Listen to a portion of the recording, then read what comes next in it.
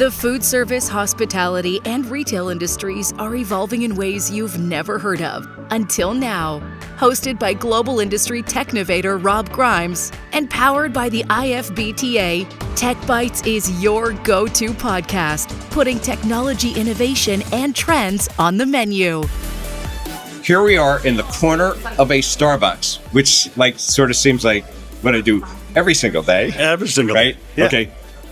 I do visit Tim Hortons when I'm in Canada. I do go to Dunkin's. I go to some other people there. Just want to be clear about this particular point. Absolutely. But a restaurant leadership conference, and I'm with Jim Grandahl, who is the Director of National Accounts for DIRECTV. That's correct. And, we're having a conversation in Starbucks in the morning. There's a lot of stuff going on around us. But you actually sort of represent a really interesting end of the industry that brings a lot of things together. I suppose a lot of people don't really think about, but from the customer side, it's how they engage. So, what's top of mind for you? Yeah. It's, we all know what the challenges in the industry are, right? Everybody's fighting cost issues. They're fighting declining customer traffic, changing demographics. We're part of, we have entertainment products, music and TV. It's part of every restaurant's customer experience. And like anything else, we look at it on two sides. Where are the challenges that they're facing and what can we do to potentially help them, guide them, advise them? And then what are the opportunities? So I think the biggest challenge that anybody where TV is a really relevant part of their guest experience. And if you think about TV, you're a sports fan, right? You like sports. You probably asked the wrong question, but sure. You watch I see sports. it in the background. I watch lots. Everybody watches sports. Okay. Sports is a big driver of traffic. It's a big driver of what happens when somebody walks into your establishment. It's a reason why people get together. It's a reason why people get together. Because you don't want to sit at home all by yourself, really. Right. And if you're there and you got a bunch of friends together and you want to watch a game, you want it to be a great experience. And it should be simple, but it's not. And so there's this current that operators are kind of swimming against. You just go ahead and you turn a TV on, you plug it in, and you put on a sports channel. It seems like it should be that easy, but if you look at what's happening now, like at home, if you wanted to watch the Masters this past weekend, it was on one provider in the morning, another provider in the afternoon. It depends what market. If you're traveling like us, right? That makes it even more challenging, right? So think about that being integrated into the restaurant experience of you have staff that's running around trying to take care of guests, make sure their orders are right, make sure everything's delivered on time. And now they've got to remember what time is this event coming on? What platform is it on? So this current they're swimming against is... And it's not, there's a technology side to it, but it's the media rights side that's actually making it really hard. Where Amazon's got games and Apple's got games and Peacock's got games. And yeah, there's a lot more content out there from providers that if you think about the content like 10 years ago, those people, some of them didn't exist. Those content providers, right? And now they're buying rights to things. Right.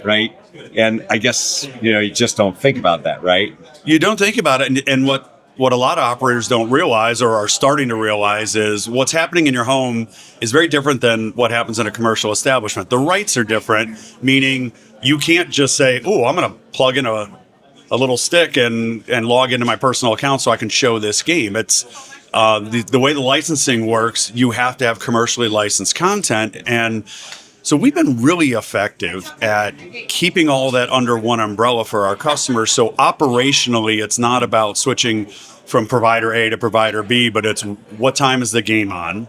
And is this something I want to show in my establishment? Is most of this, because I want to recognize that I see you not only at the restaurant conference, but I've seen you at hotel conferences too. Correct. So what we are talking about right now is what I'm picturing. I go into a restaurant, I've got screens, I'm watching content. But there's also content when you go in a hotel room. Correct. In there as well. Now, does that fall under your purview, or are you looking at that as well? That's really a little bit outside of my team's purview, but it's still part of what DIRECTV does. But the challenge is different, right? Because you just used the example of that you expect to leave your house and you can't just take a stick with you, right? Well, I go in a hotel room and I expect that. And then there are people who are testing in restaurants like personal devices down at the table side and things where there's entertainment as well, right? Right. So how does that So again, this is the crazy gray area that some of these services operate in, which is anything that happens in a commercial establishment is a public performance, and it has to be licensed because everybody's got to get paid. And so what happens in a hotel room is very different from a licensing and regulatory perspective than what happens in a bar.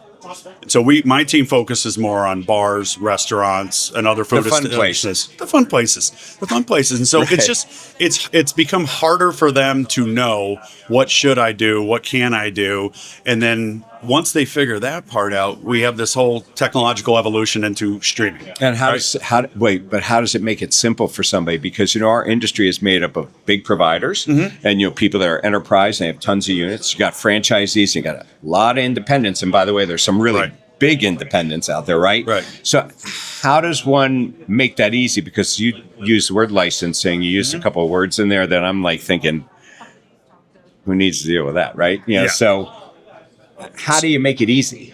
Our approach is just continuing to be the aggregator, right? We're the leading provider of sports and business. And because we've been able to keep everything that Amazon has in your living room, we still have on DIRECTV for a bar and restaurant. Everything Apple has in your living room, we still have it for bars and restaurants. But there's some stuff that we don't have. And so trying to keep everything together so now you can communicate out to your 2,000 locations, hey, the Thursday night football game is on this channel. Everybody tune to this channel and you'll have the Thursday night football game. That's the kind of simplicity operators need, not, hey, you go figure this out or, use your own personal device. Because you have legalities on one side, but when you think about how a restaurant operates, they want the same thing to happen. Absolutely. They want standardization there. And if you just leave it to the people in the... if you leave it to the people who are operating it, if they're a franchisee or if they're corporate, they may just go ahead and just choose things that don't fit your brand. There's a brand standard around this, right? Correct. Of what you're going to show, what type of content, and they may even do marketing campaigns around it, right? Because you want to bring people in. Correct. I don't know that we actually think about like the total 360 view of all the connected components. Right. So wait, that gives me sort of a different thing. If you're pulling this together and you're trying to make it easy, that tells me that there's a lot of data and a lot of statistics behind this, right? So you must be bringing that forward to help them to increase their business and grow their business based on the things that they see, and that's why they should do business with you. Right. And so we've recently partnered with a restaurant tech company called BYOD.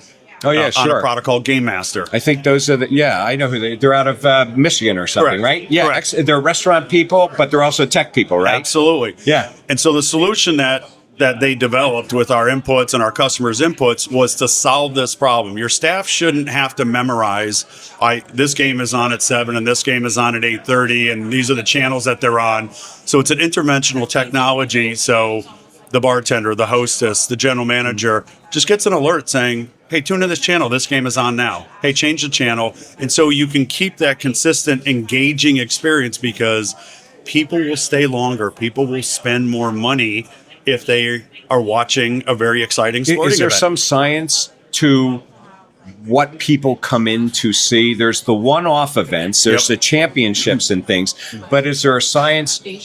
I have a friend who owns a single pub in Pittsburgh. Yeah. For some reason, he became the place to watch football. Okay? The other football. Yes. Okay. So he became the place to, people come for his pizza and to watch football. Okay. So the question is, how do you also help somebody to figure out what the customers want to watch and what their preferences are? Because you certainly are collecting all that data, right? Well, we're not really collecting that data.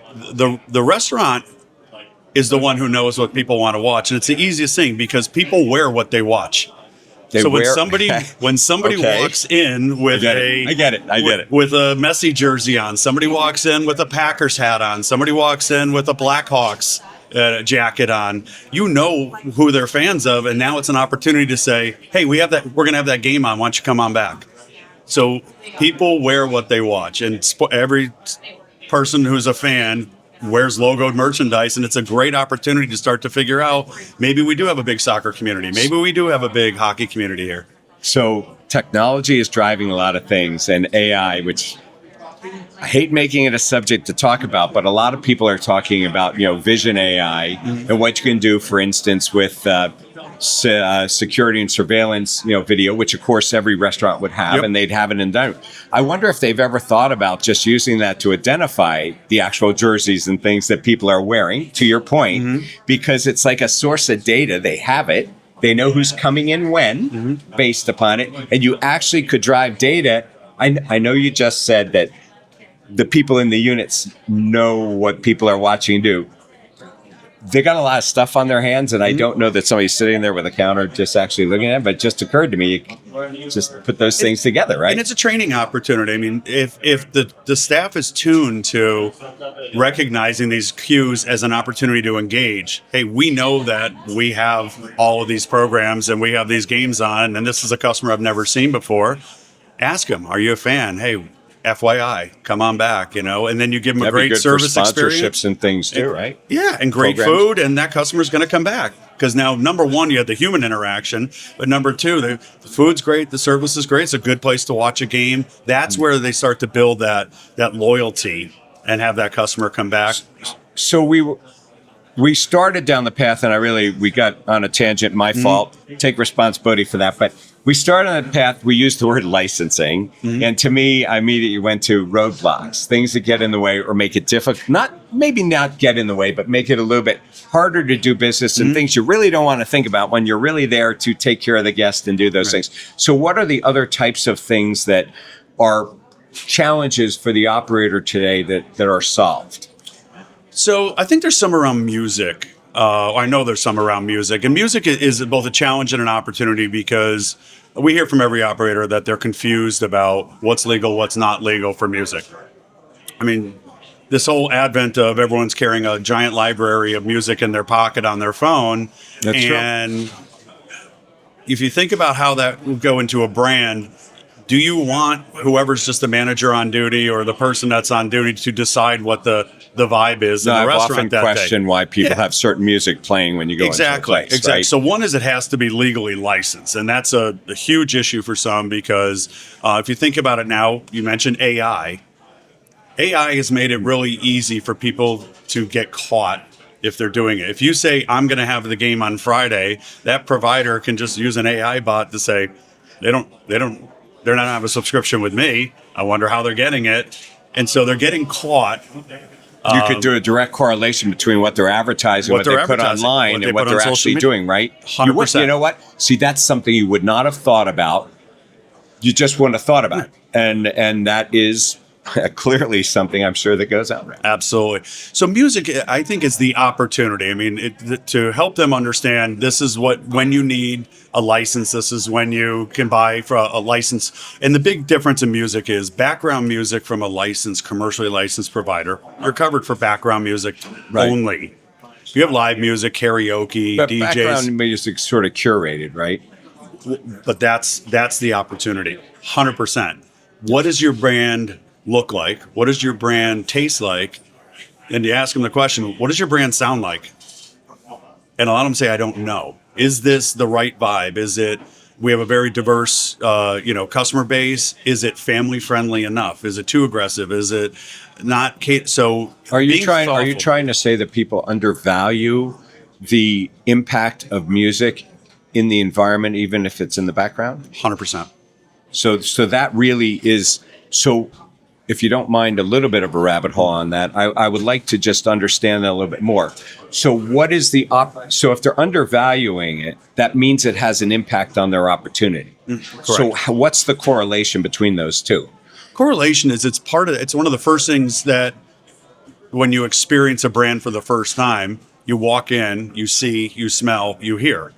Right. You haven't even ordered your food yet, but you're hearing it. Now, is that, hey, I'm in a little coffee shop and it's got a nice little mellow vibe? I always make the joke, if you walked into Texas Roadhouse and there was jazz playing, you'd be like, something is wrong here, right? We associate Texas Roadhouse with country music. Is this why like Cinnabon pumps the cinnamon smell out into the air? Right. Or why, there's all those stories like that, right? It used to be McDonald's was accused of putting the French fry smell out there, right? In it. But the music is the background. It creates the ambiance along with the lighting, which also is probably undervalued. But so you can do everything right, get the music wrong, and that customer will never come back. So if you think of if I was there with my kids when they were 6, 7, 8, some music is inappropriate in a family environment. So the kids might have loved the food. I might have loved the food. Service could have been great. Restaurant was really clean, but the music was not family appropriate. I'm not going back.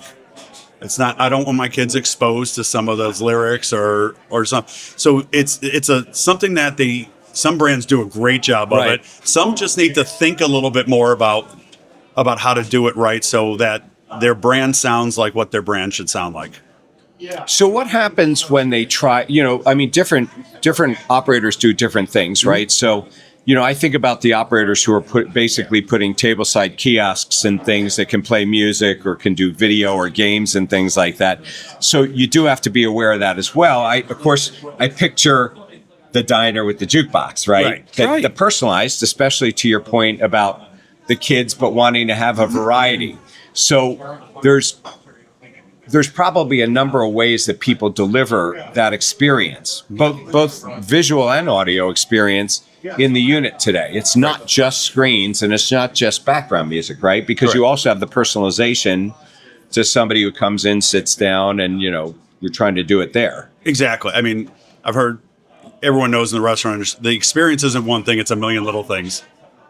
And it's just being thoughtful about all those little things. Like, if you want to be a sports destination to watch games, you got to be careful about where you put the TV so the sun's not glaring on it during the game. Yeah, so the things that you don't think about, right? The good operators do those little things really, really, really well. Music should be appropriate. It should be the right volume. It may change.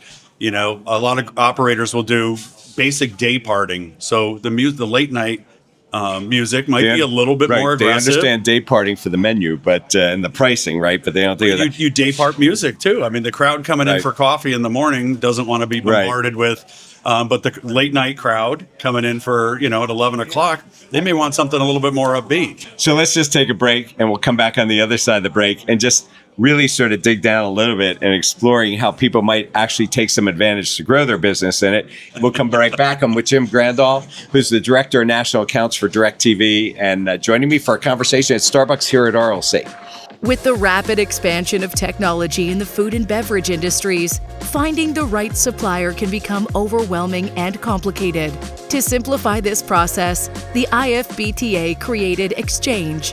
Exchange is a powerful search tool where users can easily narrow down their technology search and refine results by application type, geography served, department, and more. Browse resources and learn more about the industry's technology suppliers at exchange.ifbta.org. Now, back to the show.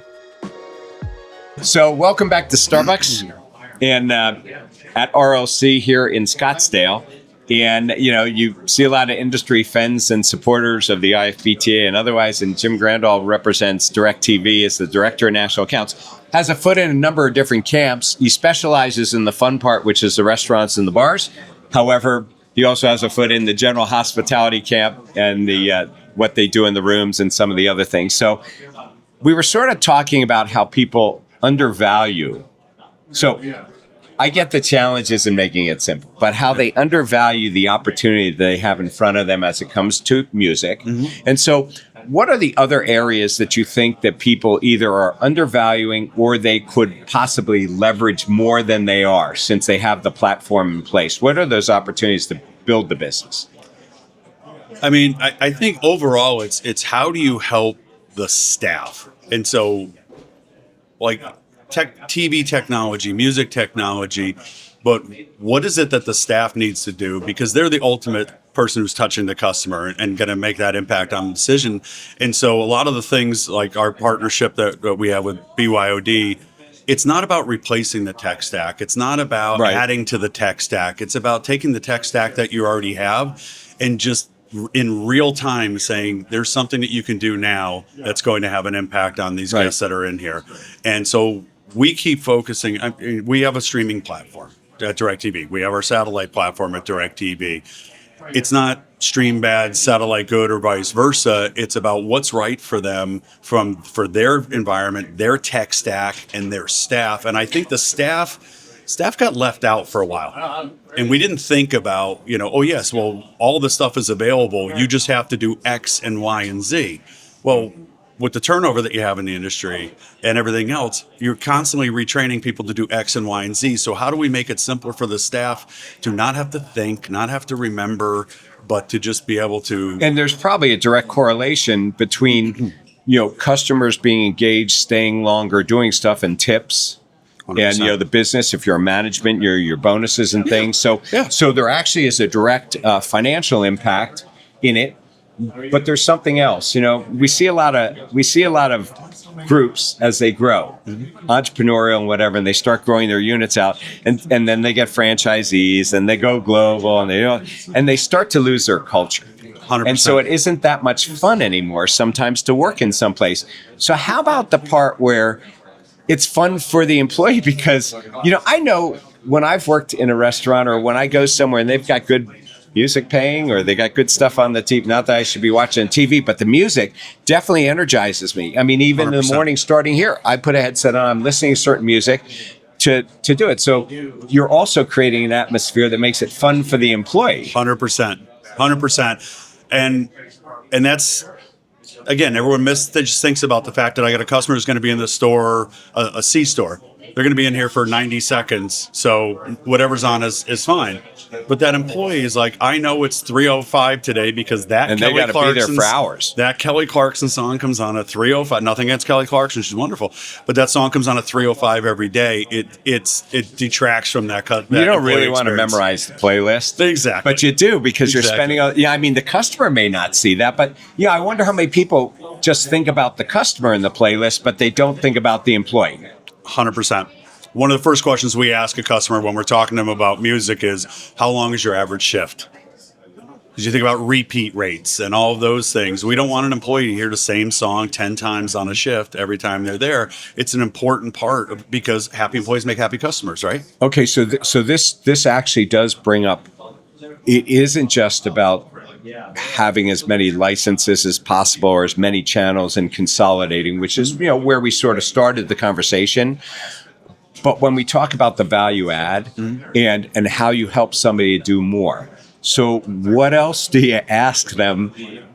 It's not just what channels were you located with, who your people are, what jerseys do they wear. So what are the typical onboarding questions that you would ask somebody so you tailor your offering to the right experience?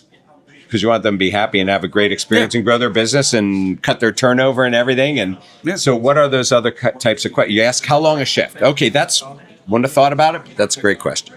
We ask them about their customer demographic throughout the day. We ask them what they're trying to do and what the experience might be a little more family friendly from 5 to 7, and then it becomes a little bit more of a, people having cocktails, late night watching. We ask them about their business. We'll sit in their restaurants. I was about to ask you, do they actually know who their customer is? You might be an eye-opener for them, Most of them do, but they may not look at it through the same lens that we do, because this is all we do. Okay, so you sit in the restaurant. And say, is this... You got a bunch of high school kids coming in here before football practice, and you might notice something that they don't see. Is this really the vibe that you want? Right. So we present, questions for them to think about, and then more importantly, they understand what they want their brand to look and feel like, and so we come back to them in this iterative process. So we do custom. You mentioned something about the employees and feeling part of the brand. There's a growing brand that's based out of New Orleans. Very New Orleans themed. Yeah, I get it. Right? Well, there's stores that are now up in Ohio. Are they playing country music? And you would walk into one and it would be rock music. There was nothing New Orleans about the music experience. Just like the food has to change its taste. Exactly. Exactly. So for them, it was a missed opportunity to say, we are a very New Orleans culture. It should sound like a New Orleans culture when you walk into one of our shops. Simple. Well, you're creating the experience and the culture that comes around. It's not just about the food. Right. It's not about the uniforms and the employees all there. It's really a whole package, right? It's a whole package. It's just everything that we do is just about being thoughtful and thinking through these things and walking through a day in the life in a restaurant, saying at 3 p.m. in the afternoon, if you're a sports bar, and a customer walks in, do you want there to have Golden Girls playing on the TV, or would ESPN be a more on-brand type of content?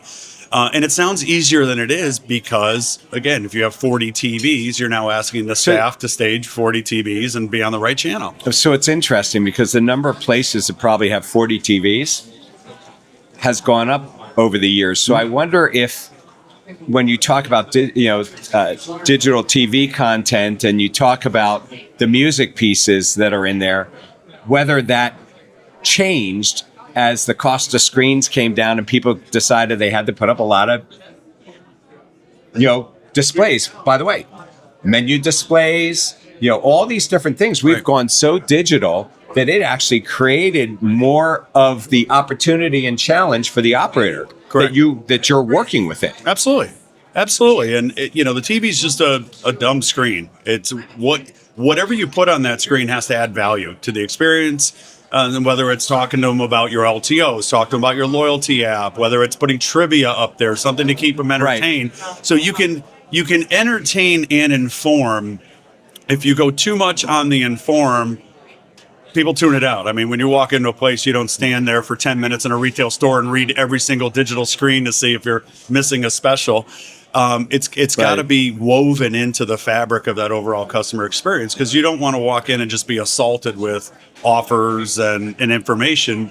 You want to truly be entertained. And that's people do put multiple things on a screen too. Yeah. Absolutely. Which, you need to keep in mind, that's a science. That's, it's science and an art. I mean, creating what goes on there, but it's a science of how you present it. Exactly. Get their attention, keep their attention. And, that's where live sports is a great way. You get their attention. This is a game that's happening. I'm going to watch it. Now, adjacent to that screen could be a screen where you're talking about your loyalty program, where Absolutely. You're talking about but their eyes are up now. They're not on their phones, and they're engaged socially, and that's what creates that great guest experience. So between the questionnaire that you're doing, sitting somebody there to observe and maybe see things that they don't see themselves, once you start getting that profile of the guest and the staff employees, do you then, behind the scenes, you can suggest to them what kind of playlists or this might fit or that might fit to what they want? 100%. Because it's not totally on them. Right. That's why you guys are the experts, right? Yeah, but it's an iterative process. We want feedback. Let's start here and let's see. Do you want a little more country, a little less country, a little more this, a little more family friendly?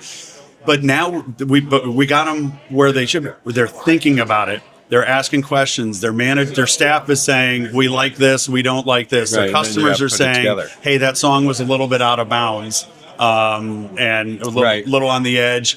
And so now you start to dial in what is right for that specific brand. There's a lot of brands out there, but it's got to be right for that brand and that brand staff and customer. I mean, it really does have to fit the overall scope, and there's a lot to it. It's fun. So, okay, great. It's fun. So it's fun. So since you've been at this a while and you think it's fun because you're enjoying what you're doing and you're passionate about what you're doing. So what is the one thing that you think and wish that people would do? Like, is there something out there that you just don't get it and you just go like, they have this stuff and maybe they do get it, but they're just not focused on it. That may be a better way to say that. But is there something out there that you just really think would be the end? And maybe, by the way, you saw it in a different country, you saw it in a different environment, maybe retail does it, I don't know. But is there something that you just think, you just wish we would catch on and just do in this industry? I would say the one thing is I wish more operators would bring their employees into this discussion and ask for the feedback. So you see, and I'm not calling out any specific brands, but sometimes what corporate thinks is good doesn't marry up to what the frontline staff. Because corporate's looking at numbers and frontline staff are looking at faces and they're looking at, they can see the expression and exactly, and they get that feedback that never is on a form or something, right? They are a great repository of information, and they need to be part of the conversation. And that's where sitting in the stores and talking to the staff. We'll literally sit there and ask, do you like the music? Or why do you have this on? Why do you have this on? We're just here to be an advisor. We don't always have the right solution for somebody, but we know what a lot of the questions that should be asked, and some operators do a great job of asking those questions and taking that feedback and saying, hey, we got it almost right, but we can improve it. So if I were to carry that one forward, I am sure that you from time to time get users groups together and you get together with multiple customers. You might do it at a place like this at RLC. Do you ever actually get employees together from different brands and stuff and just see what they actually have to say? We haven't. We're thinking about doing a panel, a survey panel that was not customer based, but is 100% employee based. So it's something that's kind of in the works. I'm not sure if and when we're going to do it, but specifically for that reason is when an operator looks at, here's what our customers are saying about our music or our entertainment or our ambiance. How does that match up against what your employees are saying? So I'm getting like a little idea here. All right. Okay. I don't know how this would play out. And I can imagine people telling me we can't do it for all kinds of reasons, right? But what would really be fun is if you think about technology that's used within a food service or hospitality environment, we could put them into certain categories, front of the house, back of the house, service. Definitely a category in its own is the entertainment, the ambiance, the culture that's there, right? It would be fun for the IFBTA to actually get together some of the employees from the employee perspective and focus on each one of those areas and see what they have to say. Yeah. Because we end up talking to operators all the time and we always talk to the management, even here in the sessions, right? But what you don't normally do is you don't have them. And of course, people have done the guest before, they'll have generational in there. Right. But that would be sort of an interesting thing as to what's the employee's real perspective on point of sale and on video and audio and all the different pieces, right? It's the Yelp reviews from employees. It's a Google review from the employee side that when we add that in there, there's gold in there. There really is gold in there. Because they have a perspective and a lot of times they don't get asked. And that was your whole point that, you wish, what you said is you wish that they would get the employees more engaged in the process. Absolutely. And so that's sort of the take on that. Yep. All right. Well, look. So you're passionate about it. Just a personal note that we might end up on this one. So, in your own world, for what you do for yourself, obviously you're engaged in this. We got the sports thing, so I'm not going to ask you the sports question. Yep. But is there something in your own audio video world that you're just totally passionate about? You're following the trend and you think is going to be like the next greatest thing. But by the way, if it is for somebody like you who knows how to use it and you probably want to stay in the latest stuff for yourself personally, that means that over time it becomes available to the industry. Right. So is there something that you're following that you think is going to be the next big trend or opportunity there? Yeah, I think this whole AI-generated music thing is a really interesting artistic and legal debate. But I'm really on the artistic side. If you use AI to write a song, you're not going to pay AI royalties for that song, but can people create art with AI? And is that a lesser form of art than human created? It's visual art, it's music art. Right. And what was Val Kilmer, the movie that just came out, he's dead, but they just made a movie with him in it. I saw it last week. I didn't see the movie, but I saw what they were talking about. Right. Totally keeping him alive. Yeah. Through AI. So really the whole art thing is a huge debate. Right. In what people do. And, I wonder if any of the brands are going to just create, I guess they could, right? Just create their own music, right? But you're a brand, so you'll just do it for yourself, right? The brand that you'll just make your own. Yeah, I can be my own band. I could be my own band. I don't need musicians. I don't need guitars. I could be my own band. But then I have to license you to play you, like up on the 40 TVs that I got and the music in the background, right? Exactly. So I think it's, and we've got all the industries have gone through this a million times. So I like the fact that people are having a dialogue about it, and it'll be a new creative palette. Because you discover it by accident. Yeah. That's sort of what happens. All right. So here's the wrap up. So we're going to look for you to create your band. All right. And then you're going to license it to the restaurants. But you are going to come up with different versions of it to play to their culture and their audience. Mm-hmm. And what we're going to do is you're going to develop it once. We're going to stick it in AI, and we're going to say we need a Western theme. And we're going to see New Orleans, Jim, and we're going to see we're going to see that you morph, right? Yeah. And nobody's going to know the songs. Nobody's going to know the words. Well, it's going to be all original, right? It's going to be all original. You're not even going to know the songs and the words. Exactly. Digital Jim. Digital Jim. Digital Jim. Okay, so it's been a pleasure to speak with Live Jim here at RLC in Starbucks. People are getting free coffee, by the way, while we're sitting here. A lot of people in here. I'm going to be really upset if we just missed the whole window of time to get that coupon. agree. But listen, thanks for joining me. Thanks, You're Rob. giving a different perspective, something people don't think about, and it's a really important one Awesome. to what we're doing. Thanks for having me. Great, no Appreciate problem. it. So Jim Grandahl, the Director of National Accounts at DIRECTV, and really a conversation on an area that's critical to how we operate, and there's a lot of opportunity ahead. So thank you. Thanks, Rob. This podcast is brought to you by the International Food and Beverage Technology Association. The IFBTA is the industry's voice of food service, hospitality, and retail technology, providing thought leadership as your single, impartial, and go-to resource. The IFBTA offers in-person and online communities to connect with your peers, the exchange, an all-encompassing global technology resource, and an industry-wide professional education and certification program. The bottom line is the IFBTA is your place to gather, learn, and share in conversations like the one we're having today. Thank you for joining us on this episode of TechBytes, powered by the IFBTA. I'm Rob Grimes, your host, and I look forward to taking our next bite of technology together.